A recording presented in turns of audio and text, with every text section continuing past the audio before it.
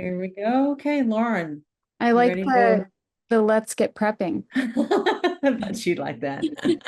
I was like, Okay, good you deal. know me. Yes, yes. So, okay, over to you, my friend. Okay, let's. So I have a few, I thought we could start with a few sample flows. To get here, you just go, why don't I show you? So if you open up Tableau Prep Builder, so it's a separate app from desktop, and it is within, like on your PC, so it's not in the cloud.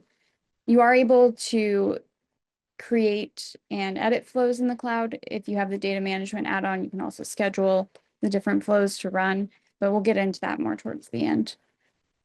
Yeah, you should see a screen that looks kind of like this if you're wanting to follow along at all. And there's some sample flows down here just out of the box to play with that I thought would be good to start with.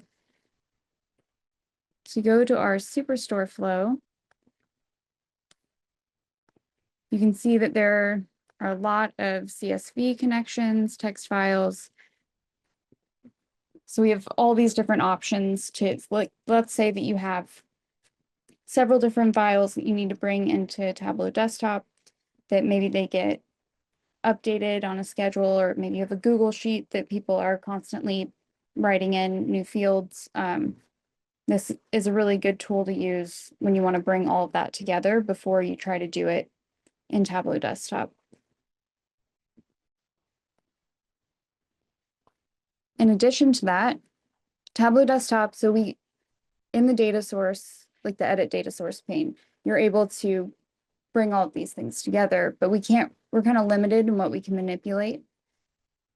So take some of that load off the front end, like with calculations or anything like that, that you could do some of these manipulations. You do that back here, which is better for performance, which everybody loves.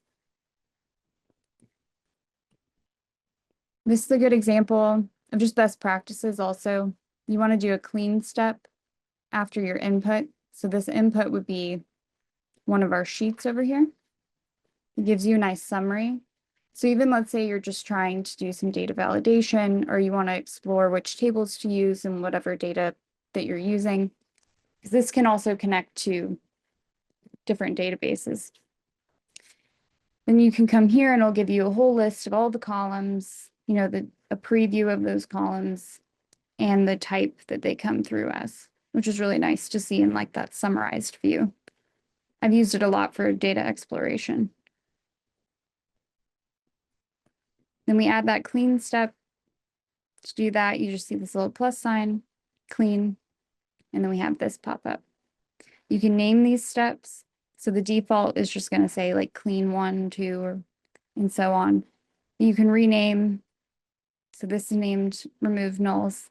Now I'll admit I try to name all of my steps, but sometimes I get lazy and I don't. And then I go back to the same flow that I'm using. Like let's say I have this enormous flow, and I'll actually show a good example of an enormous flow.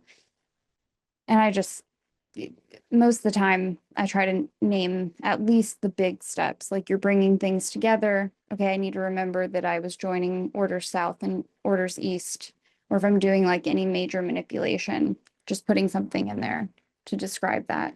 You can also add descriptions, because sometimes the names get cut off, but the descriptions will always show in full, which is nice, right below the name.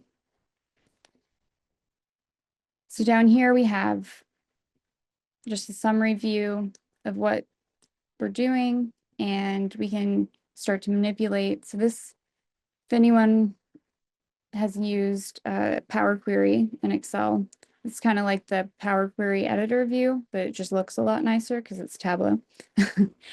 And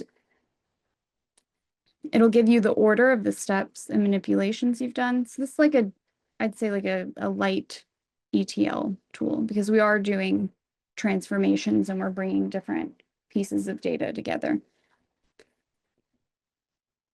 So over here, we just have one and we're just filtering out. We want to get rid of all those null order IDs.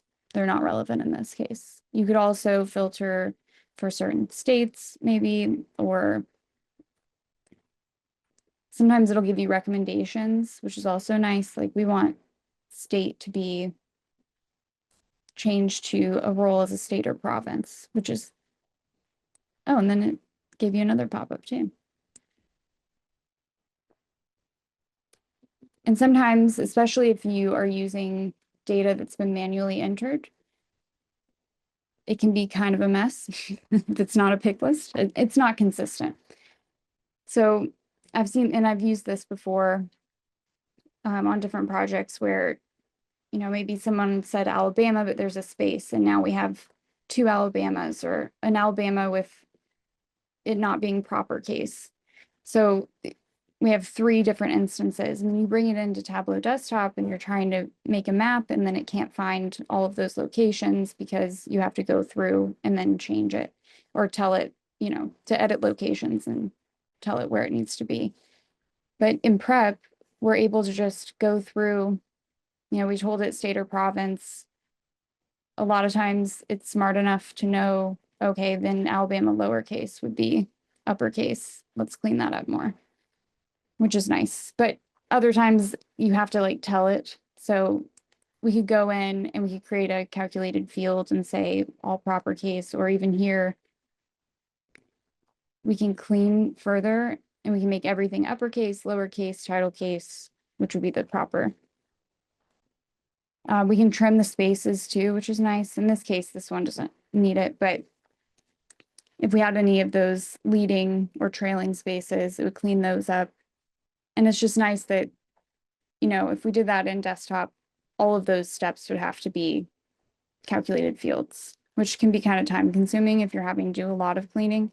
And here it just does all of them at once in the back end, sort the mid end. So yeah, it's really powerful in that way. And some of the other options, so like we can filter by selected values, we can match certain values. Like over here, we're just getting rid of nulls for that order ID. And then we went through some of that clean. It's also nice if you have two fields that are, or you have some fields that are kind of weird and maybe they have a number in them when they don't really need it. Like in this case, if Alabama had 2 or something like that, we can remove that, just different typos. You can also remove all the punctuation. So if you're like trying to parse out a part of a string, maybe it has like the pipe delimiter or something like that, then we could get rid of those.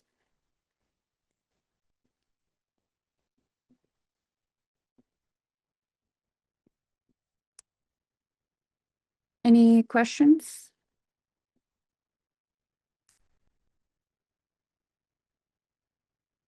Yeah, I don't see any questions in the chat. So you guys keep that in mind that that's available for you. Just feel free to jump in there. I'd be curious to know how many of you have used Prep before. Feel free to chat that in as well. Yeah, I feel like it's definitely underutilized. And there it's a lot more powerful. And I use it a lot, just a lot, as much as I can. Oh, another thing to note with the changes is that these are in order. So let's say I duplicate this field.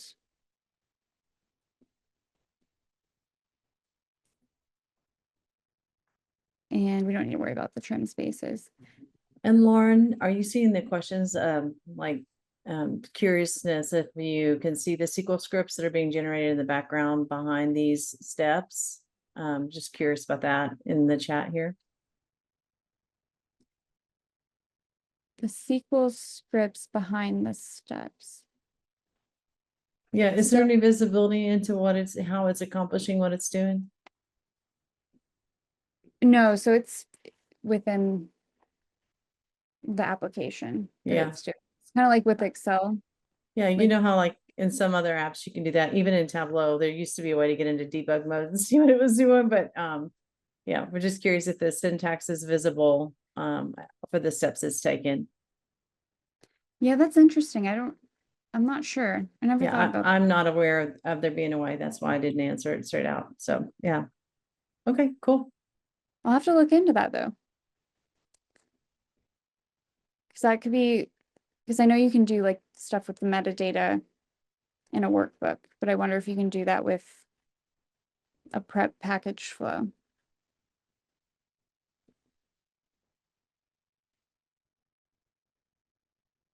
Yeah, I'm going to look that up. Thank you. I'm going to learn something new. I do know that if you go here, it's not about the steps, but you can add a new connection that's like custom SQL if you're connected not to a text file, but like an actual server or database. And that would pop up here like a regular connection. It'd be custom SQL down here. Just thinking of custom SQL. But going back to these changes, so we duplicated that field. Now, if I change the name of this,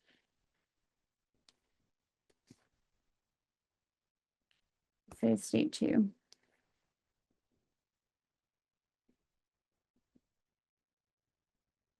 And whenever you select one of these, it goes back to how it was during that step. So when you click on the very last step, all of these have happened in order.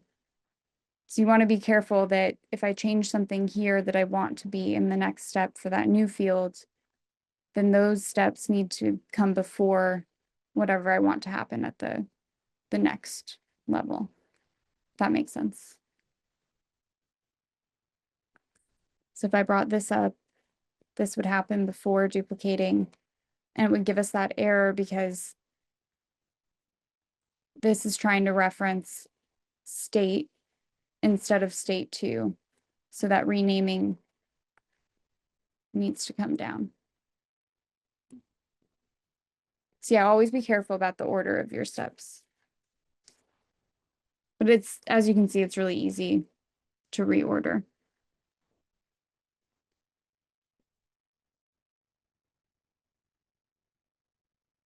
And up here, we kind of did this. So we have, there's a remove letters,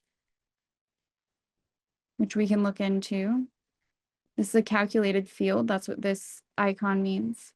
If you want to edit that calculated field, you select that little pencil icon. And then it shows what was happening in that step for that calculation.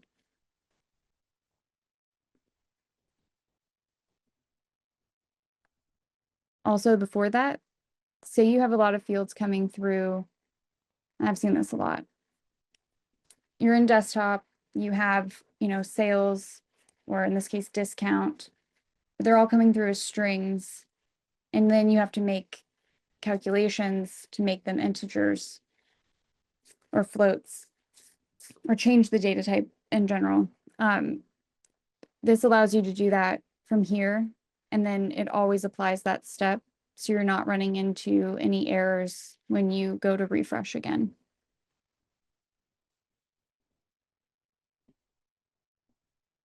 And to change that field type, you just click on the blue field type icon up here in this pane, and you just change that data type here. Or you can assign it different data roles as well, like geographic with the different distinctions. And again, we have our recommendations, which is nice, because Prep is trying to anticipate what we might change based on the data it's ingesting.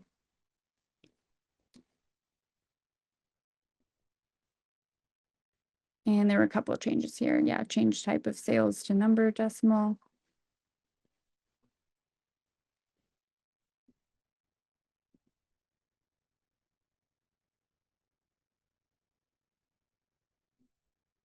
Another cool thing is you can do groupings. So instead of making, and this could be to clean stuff up, or you just want certain groups. It looks like this was to clean things up.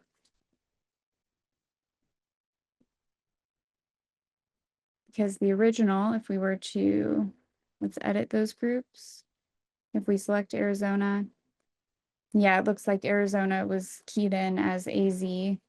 or Arizona. So this way they are combined. And if you have new things come through, like this Nevada, it looks like isn't a part of anything.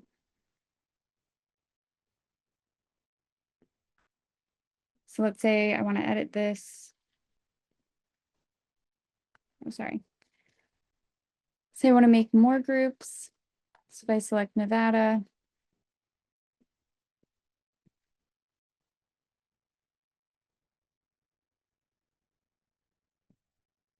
I'll just say done. And I'll edit the value so that it matches everything.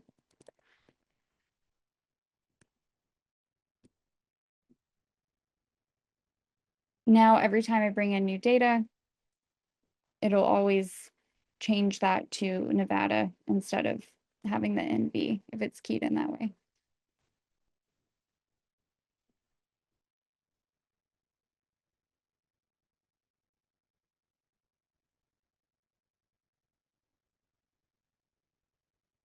This one has a few more. So with these, it can be kind of annoying if you're removing a lot of fields that you don't need over and over. And then you have to go back and let's say I want to go back and not remove order year. Or not remove any of these, let's say. Then you have to go through and hit X for all of these. And it can be kind of annoying. But if instead I hide them first, and I'm just picking some random ones. Oh, and to highlight multiple, I select one and then shift and you select the last one. Or you can do command or control if you want to select ones that aren't in order like this. Select all of them, and then I hide the fields before I delete them. This way, I can then highlight in that same way with shift.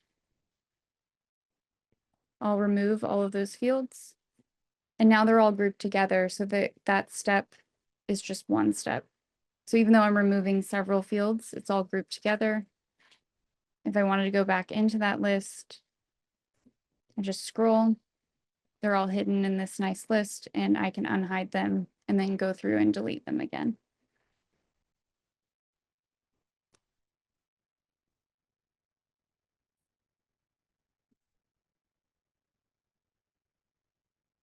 See if there are other. Yeah, we have more calculated fields where you can split things up.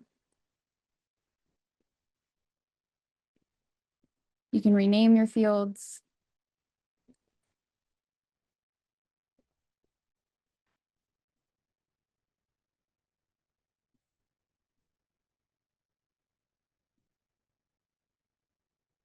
Oh, and this is a good one to note too. So say I eventually want to union everything, but this order central doesn't have a region column like the other ones do.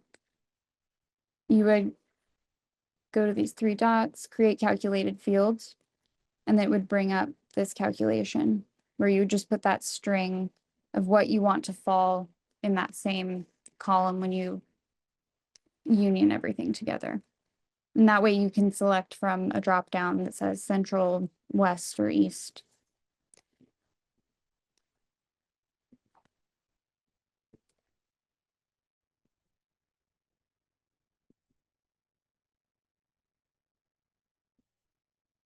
And these were all the notes. So let's go to our union. So yeah, unions are good when, and they're more flexible in prep than in desktop because you can tell it like, okay, state 1 is actually the same as state. So I would select state 1 and I would add it to state. And now all of those are brought together. Now the one you select first, it's going to default to that name. So it just added that state group in there. I hit the back arrow. We'll go in here again. I'll select state. I can add state 1. But let's say we wanted state 2 in there as well. Go back.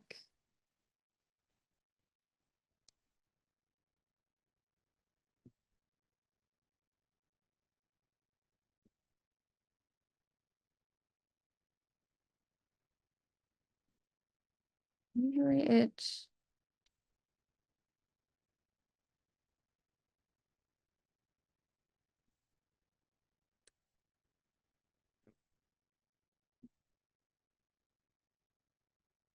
sometimes it lets you put them together. That's not happening. But yeah, you would add that there, or you would go back into this file.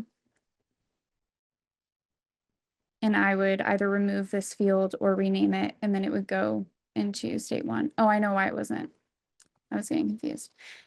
If we had state 2 and state 1 and we wanted to add, but state 1 was from, let's say, the fixed states or something like that, or rename states, then it would let us add multiple, like do a manual union of multiple fields. But because those were both coming from the same file, so the green, which is here, it won't let you do that from the same, well, not the same file, but the same step that it's originating from.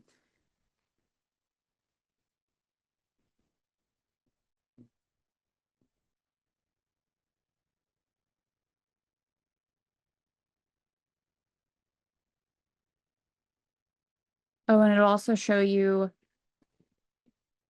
your different hidden fields and where they're coming from. And if I select one of these fields, it'll show you a highlight of, okay, state 2 is coming from order south, remove nulls, where file path is coming from. It also has this visual indicator with that green, so we know it's only coming from the order south, remove nulls. But that can get kind of confusing. So another thing I like to do is I'll make everything in these, like from where it's originating to that clean. And if I did anything else, whatever input is going into this union, I would make it the same color just because I feel like it's easier to keep organized. And it looks like they did that here. It just was green up here. And that way I can look and see purple is coming from central or the west or east.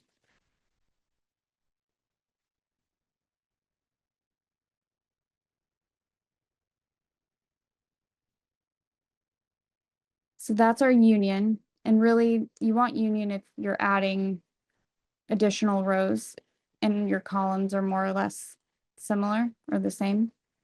I've used it a lot for like in accounting data when you have like a budget and your actuals coming through and you want all the same account codes, but maybe the dates are different or something else is slightly different in those rows. And you want to mark it as the budget. Well, if we bring in a budget here and our actual like general ledger information here, then we have 2 inputs. And once we get further down the flow, you'll actually have a generated field, and it has it here, but you can rename it later. It'll say the table names. So from there, what I normally do is I like will rename table names to be budget or actual. And then in the drop down, it would have these sources. And I would rename these values as well through that grouping that I showed earlier. And it would say budget or actual. So that way, by the time we get to Tableau Desktop, I can toggle between if something is coming from my budget or if something's coming from my actual. And it just makes the rest of the calculations a lot easier that you're doing in desktop. But sometimes we need to bring in just certain items and they're very different from our initial inputs. So in this example, we want to just do a right join. And it's nice. I like how it lays it out, like what it's doing. It's saying, oh, these were all the mismatches or things that didn't have any matches.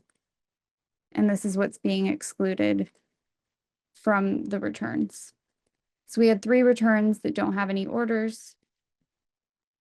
And if I'm like, oh, that doesn't seem right, it gives me that visibility to go back and look at the data and see, well, what happened to those 3 rows? Why aren't they matching? It also will show you over here. So if I only show mismatches, I can see that these products and these orders didn't have any matching IDs from my initial inputs. And that's great too, because, you know, sometimes you have data missing, but without that extra layer of visibility, it can take a long time to figure out, potentially to figure out where those like missing items are coming from.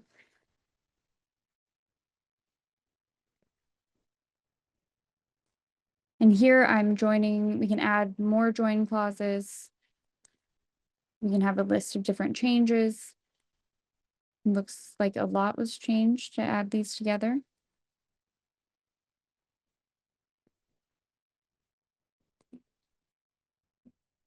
But that's generally like where you would see all of those.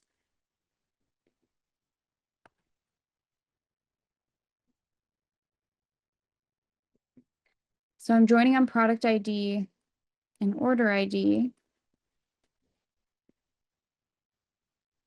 We could also join, oh no, it looks like those are the main ones for this one. But if you had like dates, you could join on different dates. Maybe you just wanted to join on the month because maybe the day of the month isn't going to match perfectly, but you just want to see everything that happened in January, regardless of where it's coming from. Then we could add those in there as well. But it's going to further constrain what we get at the end.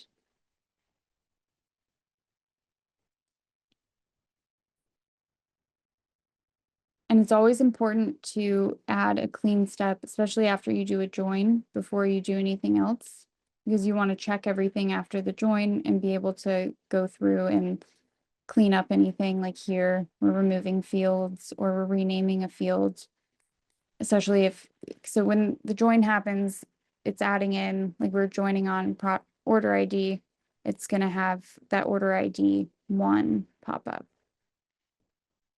And you can tell which one is order ID 1 or where it's coming from. It's always going to be the second to the join. So we brought this up, but on the left we have the returns, and on the right we have that all orders.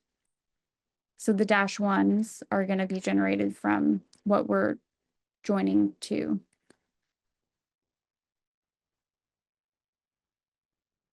But ideally, they should all be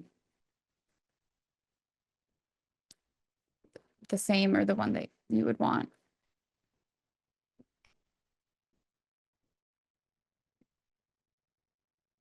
Then we can create an output. So here we have our output. We said or this one is just a file. You can also have it be a published data source, so it'll go right to your cloud site. You would publish the data source somewhere on the cloud site first initially. And well, this is what I like to do at least. I'll publish that first, and then I'll go up here and publish the flow, because that's a different step. And when you publish the flow, it'll go to the cloud site and you can run and edit on the cloud site.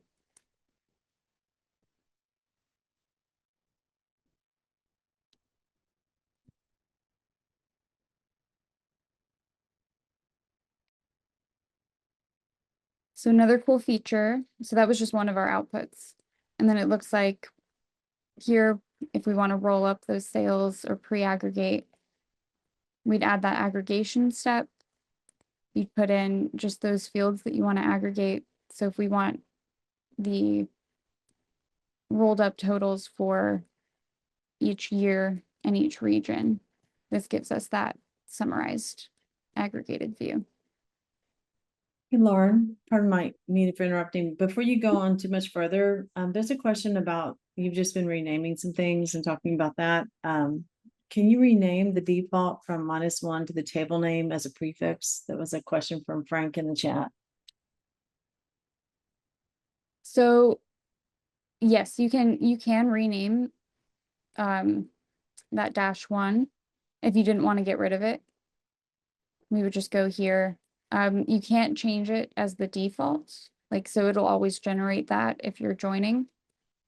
But we would just go into this next clean step and you would tell it, rename this as order ID.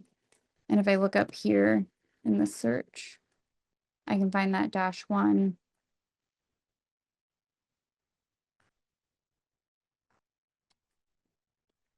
And we take it out. Right now it's going to say that there's already a field called order ID.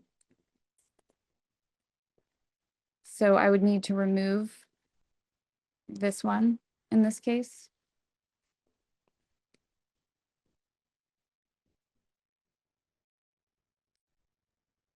And then we can rename this one if that's the one you want to keep. And then instead of removing it altogether, couldn't you, I mean, eventually you're gonna want to remove it, but couldn't you just say something like order ID source or something like that? Yeah, if you want to keep it, then you can always rename and just like have that there as an indication of where it's coming from. So it's coming from the returns. So it could be like order ID returns or order ID all orders. In this case, the -1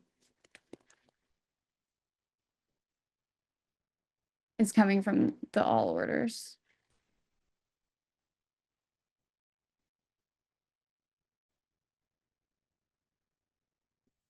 So just double checking this. Yeah, nothing happened there.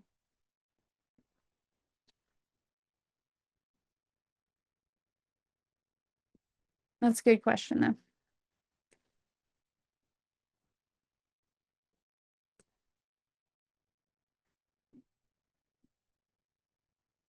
Another one of the steps, because here you can see with that plus sign. So we went through the clean steps, our union, joins, and aggregation. New rows is just when you want to insert new rows. I don't use that one very often. I think another one that I use often though would be pivot. So let's say you have columns that you want to be rows or rows that you want to be columns. Here you can change that and you can do vice versa as well.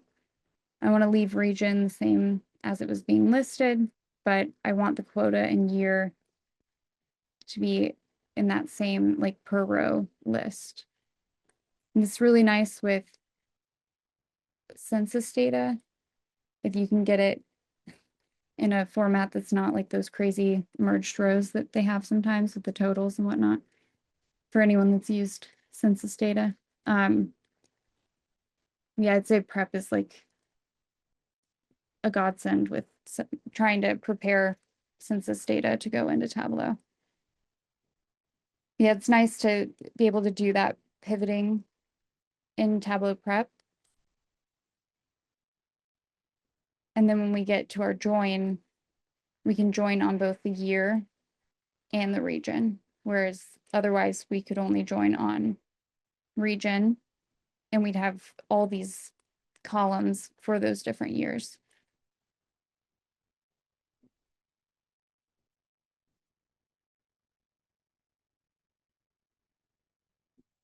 Then this would be our output. After that, I'd say really you should add a clean step here. This way we can check everything. If we want to do any final renaming, we can do that here. It's also nice having clean steps between everything because if you see something fail, you want to pinpoint where exactly it failed, or if an alert pops up, it'll notify you and direct you to the right place in the flow.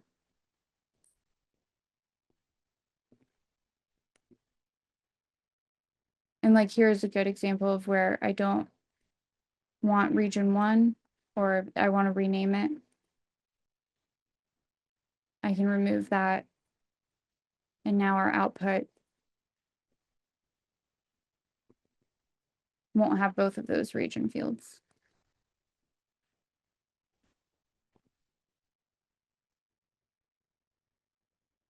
So now we only have about 17 minutes. So any questions? And then I was going to show how to connect to Google Sheets and publish a flow. Awesome. And one other thing is you're talking about outputs. Patricia had a couple specific questions about moving data from prep to SQL, both on and off the cloud. Sounds like it works real well when she's not on the cloud, but having some potential frustrations with it when she's working with prep on the cloud. And I may have misunderstood her. So Patricia, feel free to elaborate that right there.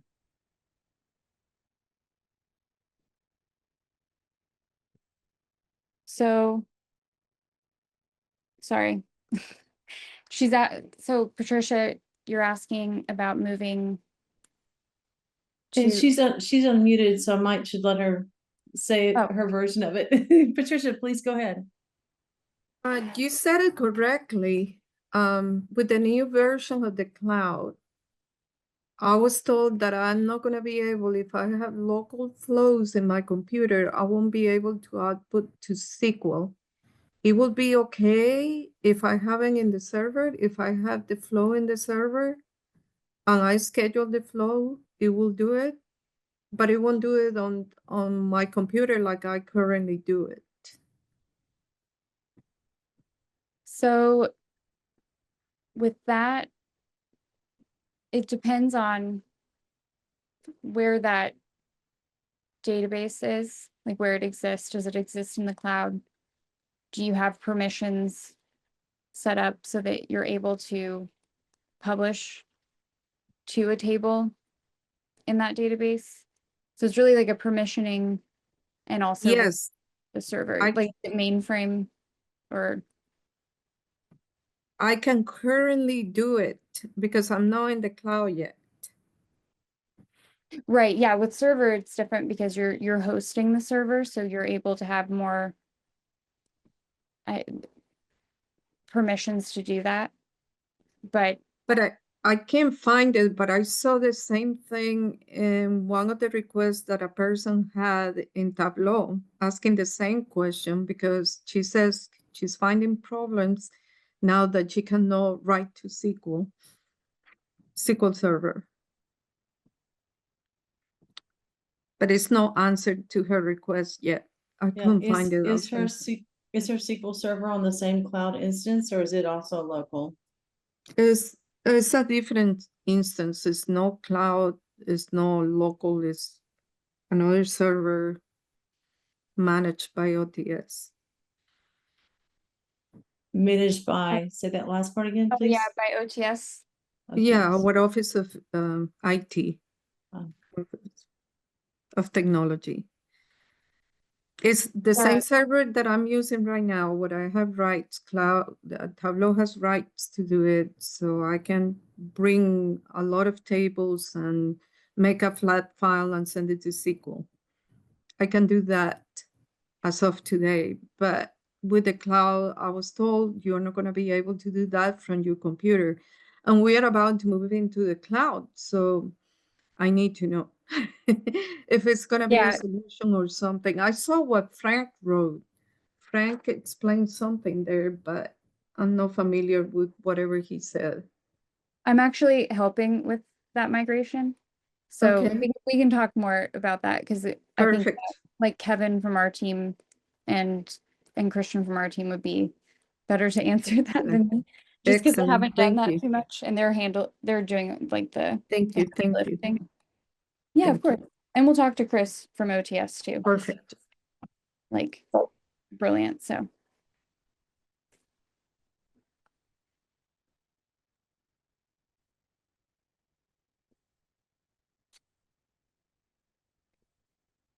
any other questions? I'll try to run through And Frank, did you want to just say out loud what you typed in the channel in case that's helpful to everybody? Sure. We were told the same thing. We just migrated. We're in the process of migrating from on-premise Tableau server to cloud. And we were told by all the salespeople and everything that you cannot write prep flows to an on-premise SQL server.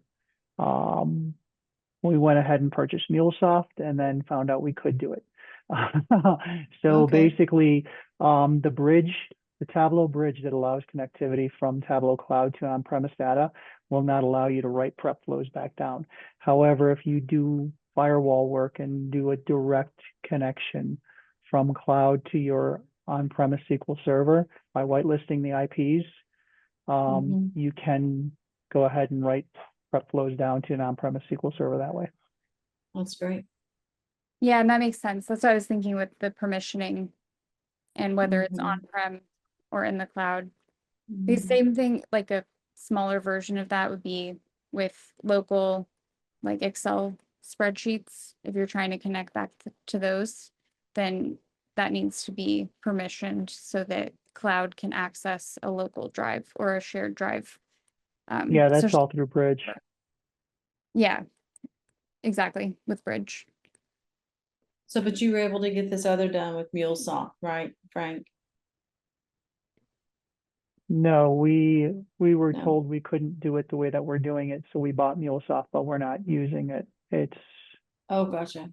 we just decided to direct connect Okay, from cloud to our on-prem SQL server. very good. Okay. Yeah, I'm gonna make a note of that. And Microsoft wasn't suggesting that you upgrade to Azure or anything like that? Our primary software is only is on an on-prem SQL server. So our Okay, primary right. software that we use to run our resort is on an on-prem SQL server. So we need to bring Oh, that very data good. down. Yep, makes sense. Thank you for that. Appreciate it. Yeah, thank you.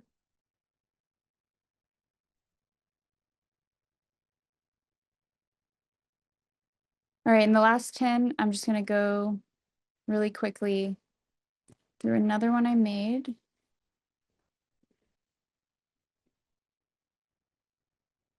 Let's go through. Now we can do this one.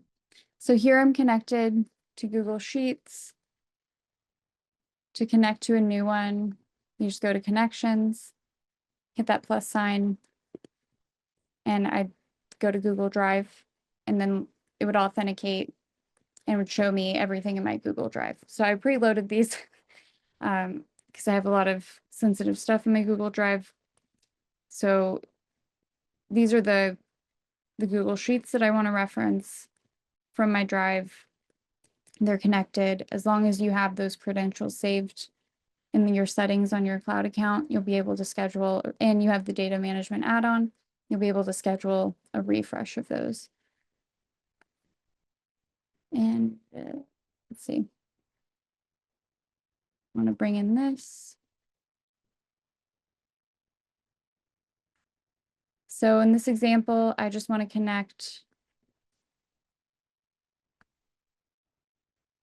my, I want to connect some DMA zip codes and names to the actual states and cities that they're related to. And these are like marketing areas, basically. So if I added those clean steps, now I can bring in to join. Oh, and I selected this clean 2 and dragged it on top of the clean 1. I'm going to use zip code or postal code. And this is a good example here because in my first input, which I will rename as US states, I don't need this index, so I'll remove that. My postal code is, which can also be my zip. Should really be a whole number. So I'll change that type here. And in this instance, I only want to look at the United States. So I'll do that filtering there on country and region to exclude the other, well, Canada. Sorry, Canada. Then this will be our DMAs. Rename that step. Go back to our join. Now if we add in postal code to zip code,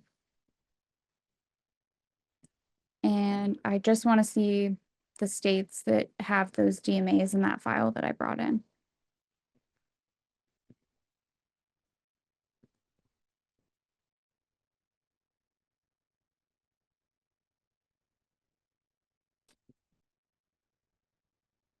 Now I can kind of review that. I'll rename this join to be states with DMAs. I'll also show an example of the description because there it's getting cut off. I'll write it again. Nope.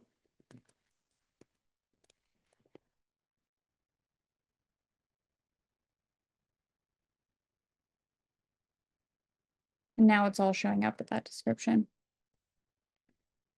I'll add another clean step. In this case, I just want the zip code. I can remove this other field.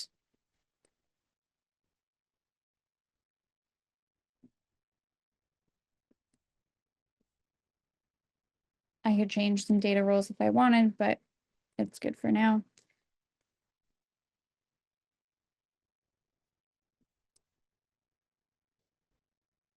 Now for our output, I'm going to do publish data source.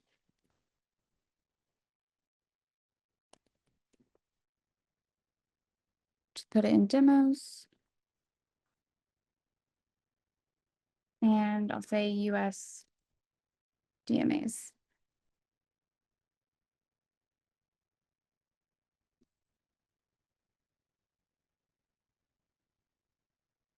You can either create a new table or append it to the table. So if you have things where it's going to change every month, or but you want to keep a record of how it was before, you can just append it.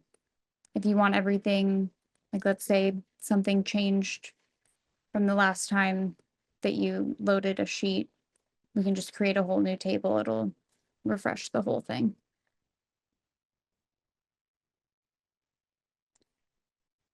Now I can either hit run flow or this icon up here. I'm just going to hit run flow.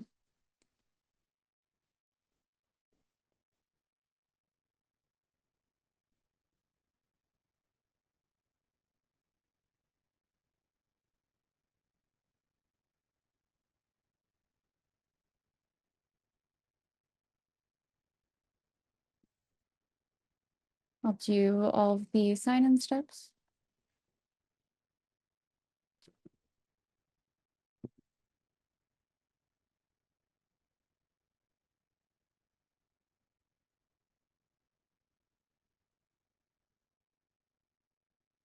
And now we can see it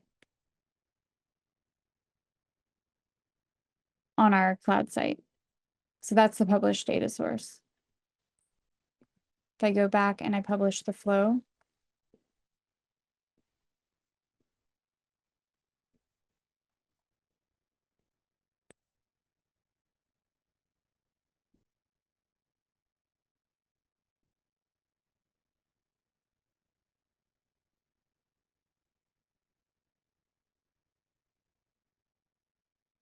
and looks like I already have the authentication embedded, so that's good. And we can publish that.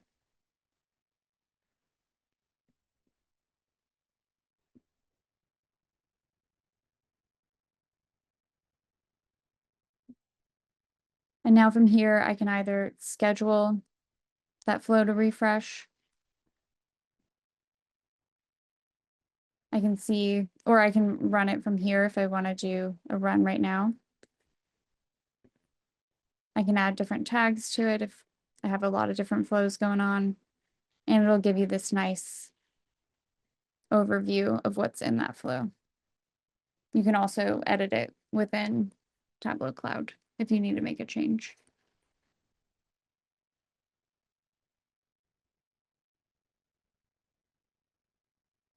I know that was kind of quick, and before we end with questions, I just wanted to show this mega flow that I used this to create the data source for my IronViz entry last year. I did Legos because I love Legos. And I went through and I found all these different Excel files and I gathered a lot of information, but it was in all these different sources. So I also wanted to bring in like the IMDb, the Data Plus TV that Tableau released, and bring in different movies, but only things that was Lego related. So I did all of this prep work to bring those together. And it's just a good example of when you have a lot of steps going on, it's really good to name things because you can get lost in the flow. Any questions before we have to go?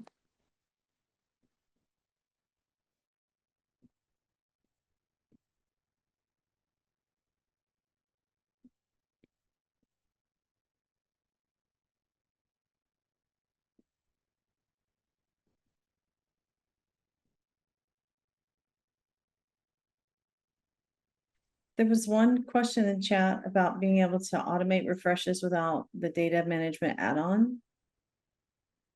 Do you see that, Lauren? Yeah, so you can't automate without the data management add-on. That is a limitation. I do have some clients that still use it though, and they just have like a reminder that it needs to be run like once a month. I would say if you're trying to run it once a week or less, then it might be good to look into that data management add-on.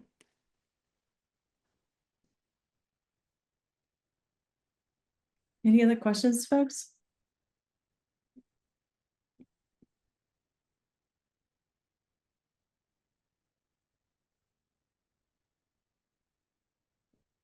Yeah, it seems like our studio is the backup plan there, right? It's nice to have a Colorado contingency here today, y'all. Thank you for being here. Yeah, no I doubt. love all the messages in the chat. Yeah, right. Yeah, thanks, y'all. Yeah, very good. Thank you, Raymond. I appreciate that. All right. Well, Lauren, thank you so much for walking us through this and landing the plane and sharing a little bit from your RViz submission. That's fun. And I learned something about you new today. And we'll look forward to having you guys be publishing what we're doing next. And then also look forward to connecting with you guys over time. Thank you so much for being here today. And we will be sending this recording out within a couple of days. Thank you so much.